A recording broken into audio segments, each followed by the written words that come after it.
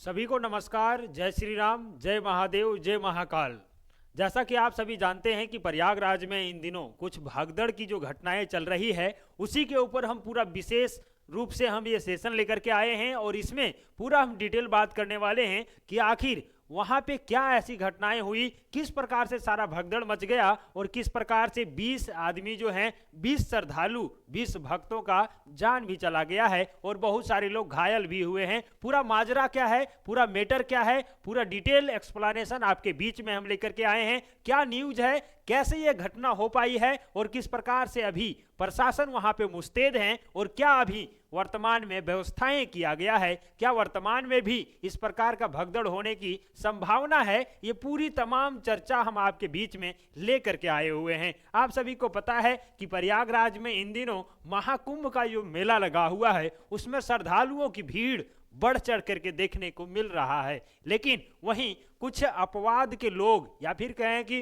असामाजिक लोग, असामाजिक तत्व के लोग इस मेला में आकर के हुड़दंग मचाने का प्रयास करते हैं और वहीं प्रशासन भी इसके ऊपर मुस्तैद हैं, पूरे मुस्तैदी रूप से तैनात हैं। जैसा कि आप यहाँ पे दृश्य में बहुत सारा चीज देख पाएंगे, ये श्रद्धालुओं का हुजूम है, श्रद्धालुओं का भीड़ है। श्रद्धालु जो वहां पे स्नान करने देश के ही नहीं बल्कि अन्य देश से, विदेशों से भी श्रद्धालु यहाँ पे आकर के स्नान कर रहे हैं। ये सारा माजरा आप देख पाए होंगे और यहाँ से सारा कुछ समझ पाए होंगे। ये सर, ये पूरा भीड़ है क्या? बिल्कुल भैया, श्रद्धालुओं का, भक्तों का भीड़ है, हुजूम है, जमावड़ा है और पूरी तैयारियां भी किया गया है। लेकिन कहेंगे सर, जब पूरी तैयारियां था तो वाकई में आज जो है ये भगदड़ की घटना क्यों हो गया? ये मेला तो शुरू होने में सर बहुत सारा दिन हो गया, लेकिन आज ये पहली बार देखने को मिला कि भगदड़ हो गया। तो सभी जानते हैं कि मौनी अमावस्या है और इसमें स्नान का जो है ना एक विशेष महत्व माना जाता है।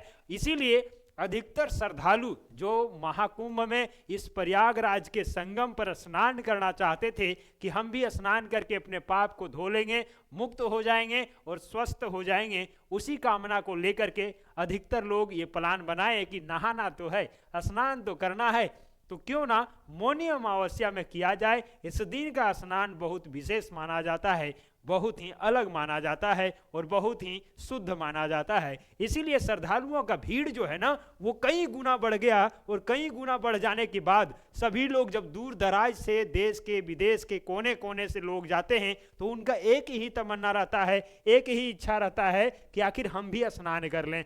हम क्या हैं, पहले जाकर के स्नान कर लें और उसी जगह पर स्नान कर लें जहां पे क्या है, मेन पॉइंट है, यानी कि संगम का जो स्थल है वहीं पे स्नान करना चाहते हैं। इसीलिए हम आपको बताना चाहेंगे, अभी जो सुर्खियों में जो खबर चल रहा है वो खबर क्या है सर? तो आप देखेंगे भागदौड़ के बाद कैसे हैं महाकुंभ में हालात। प्रयागराज से लाइव का भी आप देख पाएंगे, इस प्रकार की खबरें चल रहा है। और क्या है सर, तो महाकुंभ में मची जो भगदड़ है उसका सबसे दर्दनाक वीडियो क्या है? लोग जानना चाह रहे हैं कि भैया आखिर क्यों इस प्रकार का घटना हो गया, प्रशासन कहां पे मुस्तैद थे या नहीं थे? क्या प्रशासन के द्वारा भी कुछ उकसाया गया भीड़ को, या प्रशासन के द्वारा ध्यान नहीं रखा गया, या वाकई में वहां पे कुछ असामाजिक तत्व थे? क्या थे? सारा एक्सप्लेनेशन आपके बीच में है। देखिए, उसके बाद आप देखेंगे ये जो हुजूम है महाकुंभ का, आप देख पाएंगे ये महाकुंभ में भगदड़ मचने का जो है ना विशेष कारण भी कहा जाता है। आपको ये भी बताएंगे कि क्या है संगम नोज का। संगम का नोज जो है जहां पे स्नान करना लोग पवित्र मानते हैं, शुद्ध मानते हैं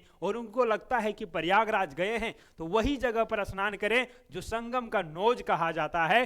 नोज यानी कि नाक के जैसा की आकृति होता है वहां पे, और वहीं पे ये भगदड़ आखिर क्यों मचाई इसके बारे में भी विशेष व्याख्या आपके बीच में हम लेकर के आएंगे। लेकिन ये आप देख सकते हैं अभी भीड़ जो देखेंगे ना, ये भीड़ जो है आपको जो दिख रहा है ये नियंत्रण से बाहर का भीड़ है। बैरिकेडिंग लगा हुआ है लेकिन बैरिकेडिंग को भी तोड़ करके आगे मच गए और लोग जो नीचे गिर गए वो फिर गिरे रह गए, उसके ऊपर से लोग भाग करके, दौड़ करके, पैर रख करके आगे निकल गए। इसीलिए 20 से ज़्यादा लोगों की मौत भी हुई है। और इसके विषय पर आप देखेंगे तो देश के तमाम नेता, देश के तमाम जो मंत्री हैं, विधायक हैं और राज्य के जो उत्तर प्रदेश के भी योगी आदित्यनाथ हैं, उन्होंने भी ट्वीट करके बहुत सारी बातें कहा है।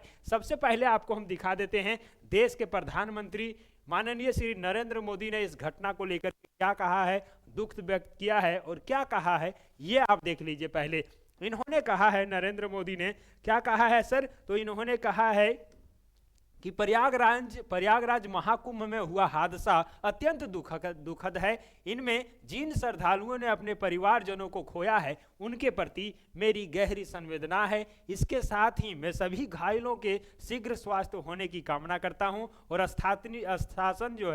स्थानीय प्रशासन पीड़ितों की हर संभव मदद में जुटा हुआ है। इस सिलसिले में मैंने मुख्यमंत्री योगी जी से बातचीत की है और मैं लगातार राज्य सरकार के संपर्क में हूं। यानी कि कहने का तात्पर्य यही है कि प्रधानमंत्री भी इस मामले के ऊपर विशेष निगरानी रखे हुए हैं कि कहीं थोड़ा सा भी अचूक ना हो जाए और कोई भी अनहोनी फिर से ना हो पाए। काबू में था लेकिन भीड़ जो है एकाएक अनकाबू में कैसे हो गया, प्रशासन के काबू से बाहर कैसे हो गया, वो चीज़ें आप वहाँ पे देख पाएंगे और थोड़े देर बाद हम आपको ये भी बताएंगे कि आखिर काबू से बाहर कैसे हो गया। लेकिन उससे पहले आप देख लीजिए कि राज्य के मुख्यमंत्री माननीय श्री योगी आदित्यनाथ जी क्या कहते हैं इस विषय पर, वो आप देख लीजिए।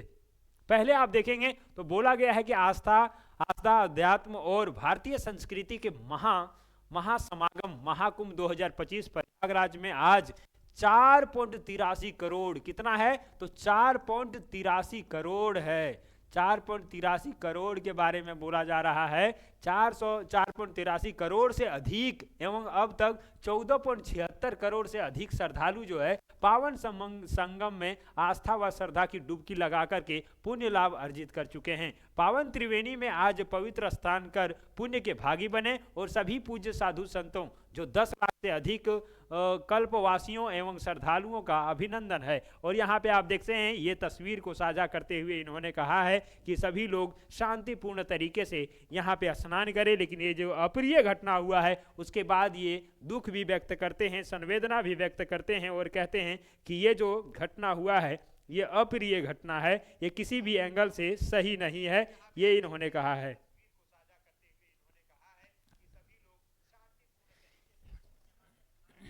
चलिए अब हम आपको आगे जो दृश्य दिखाने वाले हैं ना वो दृश्य देख करके आप भी आश्चर्य रह जाएंगे। लेकिन उससे पहले आपको दिखा देते हैं कि जो उत्तर प्रदेश के अखिलेश यादव हैं उन्होंने इस घटना को लेकर के क्या ट्वीट किया है, क्या उनका कहना है, क्या सरकार को सलाह दे रहे हैं, ये भी आप देख लीजिए। पहले कहा है कि महाकुंभ में अव्यवस्था जन्य हादसे में श्रद्धालुओं की हताहत होने का समाचार बेहद दुखद है और उनको श्रद्धांजलि दे रहे हैं। वहीं कह रहे हैं कि हमारी सरकार से अपील है, क्या क्या अपील कर रहे हैं वो भी आप देख लीजिए। गंभीर रूप से घायलों को एयर एम्बुलेंस की मदद से निकटतम सर्वश्रेष्ठ हॉस्पिटलों तक पहुंचा करके तुरंत चिकित्सा व्यवस्था की जाए, ये इन्होंने सरकार से कहा है। दूसरे तरफ मृतकों के शवों को चिन्हित करके उनके परिजनों का सौंपने एवं उनके निवास स्थान तक भेजने का प्रबंध किया जाए, ये इन्होंने कहा है। और सबसे बड़ी बात कहा है जो लोग बिछड़ गए हैं उन्हें मिलाने के लिए त्वरित प्रयास किए जाए। क्योंकि आप देखेंगे उस भाग दौड़ में आपके साथ कौन थे, आपके परिवार वाले कौन थे, आप किनके साथ गए थे, ये पता नहीं चल पाता है। क्योंकि उस समय सब लोग अपना जान बचाने के लिए भागते हैं, सब इधर से उधर हो जाते हैं, तो भगदड़ की स्थिति में आपके साथ वाले भी आपसे बिछड़ जाते हैं, आप कहीं और चले जाते हैं और आपके साथ वाले कहीं और चले जाते हैं। तो इसका भी प्रशासन के द्वारा पूरा प्रयास किया जाना चाहिए। वहीं आप देखेंगे हेलीकॉप्टर का सदुपयोग करते हुए निगरानी बढ़ाई जाए और सतयुग से चली आ रही शाही स्नान, जिसे अब अमृत स्नान कहा जा रहा है, कि अखंड अमृत परंपरा को निरंतर रखते हुए राहत कार्यों के समानांतर सुरक्षित प्रबंधन के बीच मौनी अमावस्या के शाही स्नान को संपन्न कराने की व्यवस्था की जाए, ये इन्होंने अपील किया है। और कहा है श्रद्धालुओं से भी हमारी अपील है कि वो इस कठिन समय में संयम और धैर्य से काम लें और शांतिपूर्वक अपनी तीर्थ यात्रा संपन्न करें। सरकार आज ही घटना से सबक लेते हुए श्रद्धालुओं के रुकने, ठहरने, भोजन पानी, अन्य सुविधाओं की व्यवस्था प्रॉपर रूप से करे, इसके बारे में कहा गया है। यानी कि पूर्ण रूप से देखा जाए तो सरकार तो अपने स्तर से काम कर रही है, वहीं पे अखिलेश यादव ने भी सरकार से कुछ अपील करते हुए कहा है कि यदि ये सारी सुविधाएं उपलब्ध करा दिया जाए तो दूर दराज से आने वाले जितने भी श्रद्धालु हैं, जितने भी भक्तजन हैं, वो भी अच्छे से स्नान कर सकेंगे और यहाँ से पुण्य का भागी बन सकेंगे, ये कहते हुए इन्होंने भी ट्वीट किया है। चलिए आगे हम आपको कुछ बताने का प्रयास करेंगे, दिखाने का प्रयास करेंगे कि आप यदि भीड़ को देखेंगे तो आपको भी लगेगा कि ये भीड़ वाकई में नियंत्रण से बाहर का है। और जैसा कि आपने अभी देखा कि 4.83 करोड़ लोग यानी कि 4.83 करोड़ कह रहे हैं, तो आप कल्पना कर सकते हैं कि संख्या कितनी होगी और वहाँ पे जो पुलिस प्रशासन है उसके भी ऊपर कितना दबाव पड़ गया होगा। और जो यहाँ पे आपको हमने बताया संगम नोज जो होता है ना, उसको यदि आप देखेंगे तो ऐसे ये जो गंगा नदी प्रवाहित हो रही है, इसी बीच में क्या होता है, इधर से जो यमुना नदी यहाँ से प्रवाहित हो रही है, और दोनों का जो यहाँ संगम है, और यही कहा जाता है कि सरस्वती का भी संगम है। और ये जो पोर्शन है और यहाँ से ये जो पोर्शन है, यही पोर्शन को संगम का नोज कहा जाता है।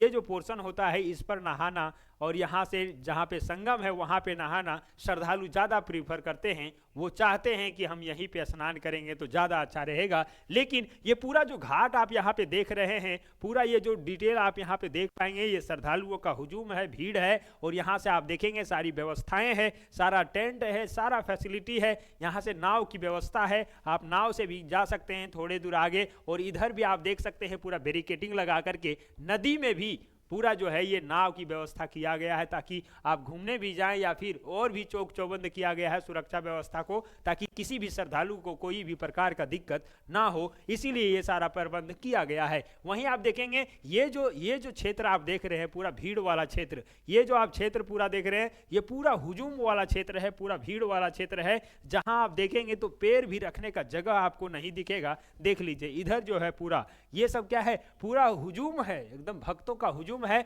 और ये पूरा नाव वगैरह का फैसिलिटी है, यदि आप जाना चाहें तो बिल्कुल आप समझ सकते हैं कि इतना भीड़ है तो नाव से भी बहुत सारे लोग अंदर आगे जाने का प्रयास करते हैं, थोड़ा घूमने का प्रयास करते हैं, सैर करने का प्रयास करते हैं। और यहाँ पे जब समय इसका दिया गया था, समय निर्धारित किया गया था कि मौनी अमावस्या में कब स्नान जो है सबसे बेहतर माना जाता है, और उसी टाइम क्या है कि जितने भी श्रद्धालु थे वो सभी भाग पड़ते हैं, दौड़ पड़ते हैं, स्नान के लिए जाने लगते हैं। लेकिन बीच में जो बैरिकेडिंग होता है उसको भी फांद करके आगे बढ़ते हैं। और उसी दौरान क्या होता है, कुछ लोग गिर भी जाते हैं, और कुछ लोग गिरने के बाद वो भीड़ ये नहीं देखता है कि नीचे क्या है, क्योंकि उनके दिमाग में ये चल रहा होता है कि हमको स्नान करने जाना है, समय भी हो गया है। और यही बात हो जाता है कि वो कुछ नहीं देखते हुए, आदमी पड़ा हुआ है नीचे, कौन लेटा हुआ है, गिरा हुआ है, कोई मतलब नहीं है, उस पर ही चढ़ करके वो चले गए। और वही स्नान करने की जो भगदड़ मचा स्नान करने को लेकर के,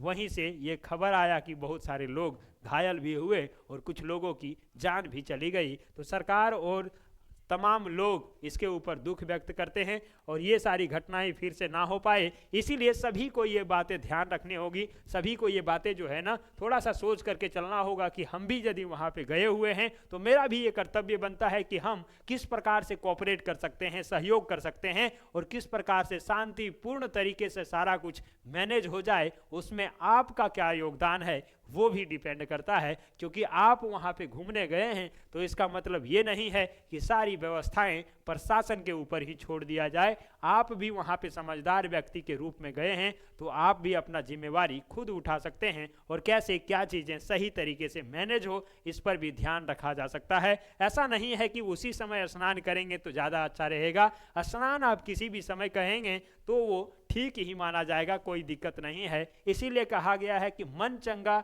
तो कठौती में गंगा। यदि आपका मन ही शुद्ध है तो सब कुछ शुद्ध है। आप यदि कहीं भी नहा लेते हैं वो आपके लिए बेहतर होता है, वही गंगा के समान होता है। लेकिन आपका मन ही शुद्ध नहीं है, तो मन यदि नहीं शुद्ध है तो आप क्यों ना गंगा में स्नान कर लेंगे, क्यों ना संगम में डुबकी लगा लेंगे, फिर भी आप उसी प्रकार से रह जाने वाले हैं जिस प्रकार से हैं। तो भाई सभी से निवेदन करेंगे, सभी भक्तों से गुजारिश करेंगे, अपील करेंगे कि आप जहां हैं वहीं से स्नान कर लेंगे तो अति उत्तम है। ऐसा नहीं है कि सिर्फ संगम में ही स्नान करेंगे, संगम नोज में ही स्नान करेंगे तभी आपका पुण्य जो है पुण्य के भागी बनेंगे, और वहाँ ना स्नान नहीं करेंगे तो आपका मान्य नहीं होगा। ऐसा कुछ नहीं है।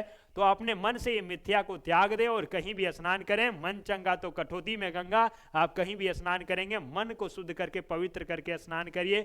महाकुंभ में स्नान करने का फायदा आपको भी मिलेगा। तो ये आप दृश्य देख सकते हैं जिसमें हुजूम आपको यहाँ पे भी देखने को मिलेगा। ये दूसरे तरफ से ये तस्वीर यहाँ पे आपको साझा करने का प्रयास किए हैं, जहां से दूसरे तरफ से आप यदि देखेंगे तो यहाँ पे भी श्रद्धालुओं की जो भीड़ है वो बहुत अधिक है। अब आप समझिए कि इस भीड़ में यदि सारा भीड़ एक साथ यदि गंगा नदी की तरफ दौड़ पड़ेगा कि हम ही स्नान करेंगे, तो आप कल्पना कर सकते हैं कि इस भीड़ को संभालना कितना मुश्किल होगा। कोई छोटे मोटे प्रोग्राम होता है, वहाँ पे 1000, 2000, 5000, 10,000 की भीड़ होता है, तो उस भीड़ को नियंत्रण करना मुश्किल होता है। लेकिन फिर भी वहाँ पे सरकार पूर्ण रूप से मुस्तैद है और सरकार के द्वारा प्रशासन को पूर्ण रूप से मुस्तैद किया गया है ताकि कोई भी अप्रिय घटना ना हो। लेकिन ये आज का अप्रिय घटना बहुत कुछ सिखा देगा, बहुत कुछ सरकार को भी समझा देगा, प्रशासन को भी समझा देगा। इसके बाद से कोई ऐसा घटना ना हो, इसके लिए हम सभी को भी तत्पर रहना होगा।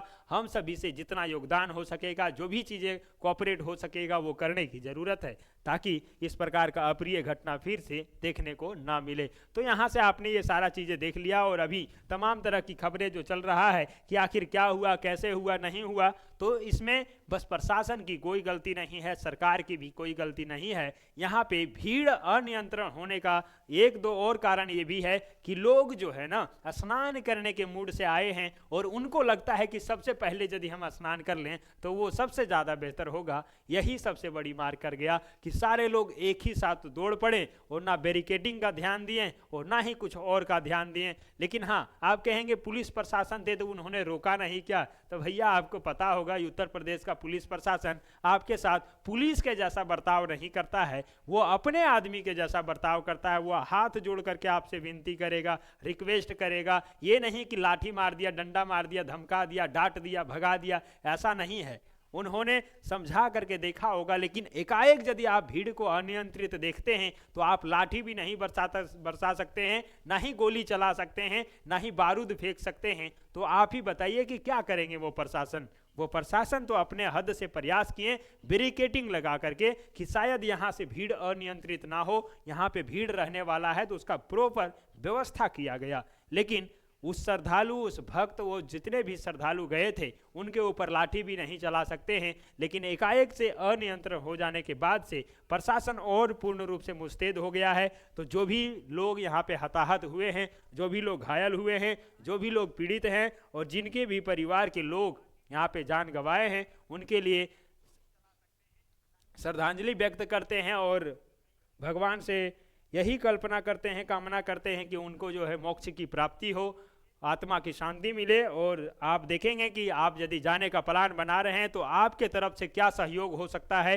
सारा जिम्मा आप प्रशासन के ऊपर नहीं, सरकार के ऊपर नहीं, बल्कि हर एक श्रद्धालु, हर एक भक्त, हर एक जाने वाले जितने भी श्रद्धालु हैं वो अपना दायित्व तो अपने ऊपर ले लेते हैं। तो आप समझ जाइए कि कोई भी अनहोनी नहीं होने वाला है, कोई भी भगदड़ नहीं होने वाला है, कोई भी अप्रिय घटना नहीं होने वाला है। लेकिन आप यदि एज ये मुख्य दर्शक जा रहे हैं और आप सोच रहे हैं कि हम सिर्फ जा करके पहले ही स्नान कर लेंगे, तो ये गलत बात है। वही बात हो गया कि आप स्नान तो करने जा रहे हैं गंगा में, लेकिन आपका मन शुद्ध नहीं हो पाया है, आपका पवित्र मन नहीं है, विचार आपका शुद्ध नहीं हो पाया है। तो गंगा में स्नान और संगम में स्नान करने से पहले अपने मन को शुद्ध कर लें। और मन का यदि स्नान आप अच्छे से कर लेते हैं, यानी कि शुद्ध कर लेते हैं, विचारों को शुद्ध कर लेते हैं, तो ये इस प्रकार का अप्रिय घटना नहीं होगा। चाहे करोड़ों की भीड़ हो या चाहे अरबों की भीड़ हो, कोई दिक्कत नहीं होने वाला है। लेकिन धैर्य सबसे बड़ी बात है, धैर्य रखेंगे। स्नान तो सबका होना ही है।